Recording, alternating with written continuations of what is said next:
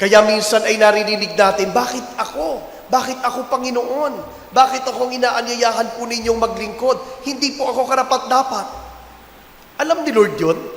But without looking at your background, at my background, God called us. God took us.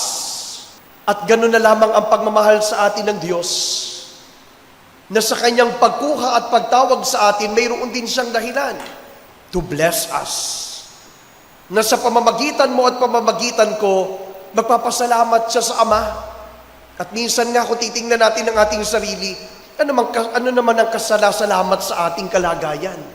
Nagpapasalamat siya nang kinuha tayo, tinawag tayo. Bakit? Ano ba ang ating maipagmamalaki sa ating sarili upang tayo maipagpasalamat ng ibang tumanggap sa atin? But in the mercy and love of God, yung mga bagay na wala sa atin, ang Diyos mismo ang magbibigay. Kaya nga, He called us in order to bless us. Pupunuin ka ng mga bagay na kulang sa iyo. Never doubt the call of God. Kasi ikaw ay tinawag ng Diyos bilang ikaw. At sa iyong mga kahinaan, kasiraan, pagkukulang, ang Diyos mismo ang magbibigay ng mga kulang sa iyo.